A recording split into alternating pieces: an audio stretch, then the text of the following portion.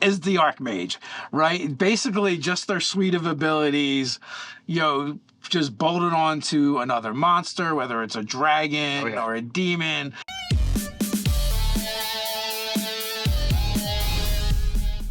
I'm Nerdarchy Ted. And I'm Nerdarchy Dave. Welcome to Nerdarchy, for nerds by nerds. Fan reached out and said, hey, how does Nerdarchy make monsters? How's it done the way you guys play? So we figured, let's come in and talk about some D&D monsters and how we use them. All right, so we're going to bust out some Nerdarchy cheat codes when it comes to D&D monsters so you can wow your players. All right, so we generally do a variety of different things. Obviously, using the stat blocks as is completely fine, but if you are like us and want to shake some things up, here's some fun things that you can do. First and foremost, reskinning. Yeah, you can reskin your monsters, which is really just taking a regular monster from your favorite D&D book and going, this is cool and all, but what if it looked like this instead?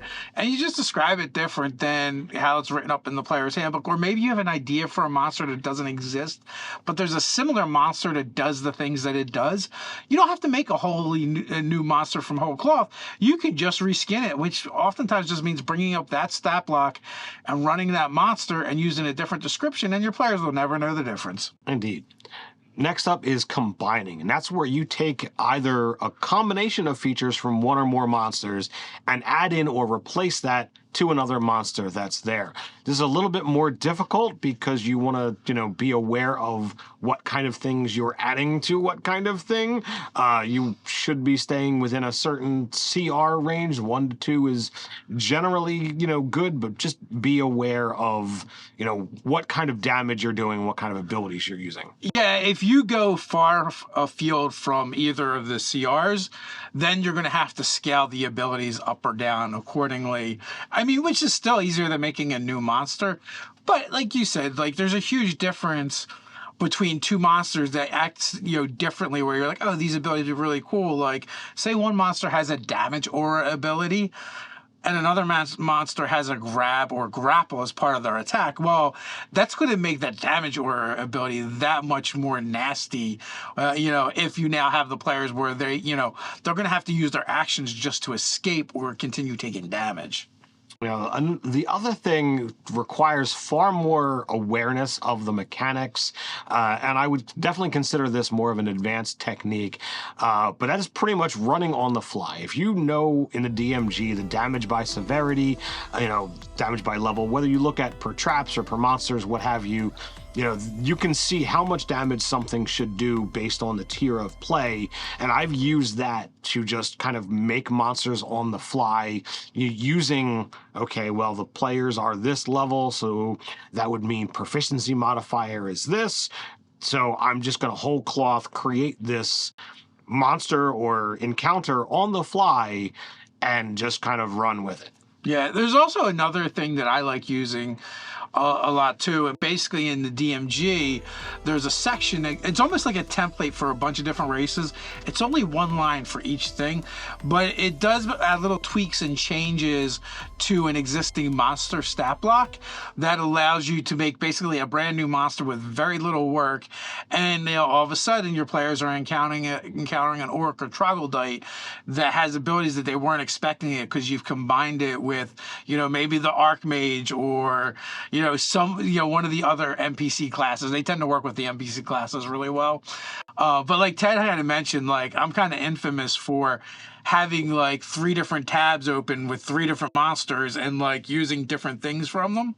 Now, I've also, you taking the D&D Beyond homebrew, and you can open up and clone one monster, and then if you kind of open up the other ones, you can take their abilities and make a custom monster over there, and then you have everything in one place, and also you can use it with the combat tracker. Indeed. So you do have to be aware of how all this is happening. Especially with combining. If you take a glass cannon kind of monster and add that damage onto something that's already a tank monster, you could take something that's punching far outside its weight class. So you really do need to be a little bit more aware of where that falls in the spectrum of what that CR is. So it takes a little bit of nuance in playing with this kind of mechanic, but once you get used to the flow, it's absolutely an amazing thing to just kind of bend and tweak what's there and wow your players. Or if you've got those veteran players, they might not see what's coming because they've never seen what you've got before. Yeah, so some examples from our games of using these techniques, right? So in one of my very first 5e games that I ran, it's a one-shot that I ran at several different places. I've run it online. I've run it at conventions called Trouble with Prospectors. And literally, like, this chaos magic happens and just totally changes a bunch of things. And the players have to go off and try and rescue some individuals, right? Well, one of the things they encounter is two monsters that I reskinned. And one of them is really just an Ogre Magi, but looks very much like an Ogre Magi with some fun tweaks. I'm not really trying to hide what that monster was, and they kind of got it. But then it had two companions, or pets, if you would, and they were just cave bears that I described if a cave bear was turned inside out, including bloody paw prints on the ground, right? And they had no idea what those monsters were. They were just gross. I used in one of, I wouldn't say recent, but in a recent campaign that I ran, the players came upon this like vast growth of vegetation that a guardian of this area wound up being like described as like a reddish person, and all of the backs of the necks were interconnected, from one to another. The very central mass, which was drastically larger than the rest, was just a mutant troll, and all of the other things were just trolls.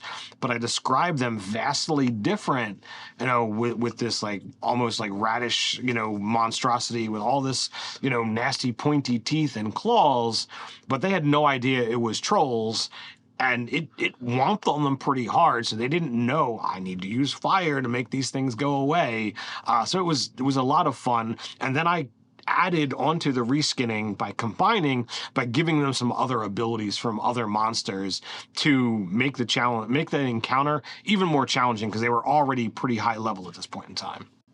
Now, one of my favorite things to add to other monsters is the Archmage, right? Basically, just their suite of abilities, just bolted onto another monster, whether it's a dragon or a demon or something like that. Plus, in previous editions of the game, dragons are a lot more magical, and they're a little bit less magical in this version, but they have other things that are really cool about them. But they used to have tons of spells now. So on occasion, I've definitely gone, all right, let me add that back in and see how this affects the game and kind of spice up what the players are expecting. Yeah, I really feel that dragons do need the spellcasting options. Yes, you've got lair abilities and legendary actions, but having the ability to cast spells besides is definitely going to up that encounter and make the players have to think for a moment, which when you're talking about dragon encounters, you want the players to have to stop and think, because dragons are not supposed to be pushovers. Now, I will say I use that example, but there is optional rules for dragons casting spells in the monster manual. But, if you feel like that's just not enough. Right. If you like all the content that Nerdarchy puts out there, why not come check out Nerdarchy the store, or come check us out on Patreon and support us over there.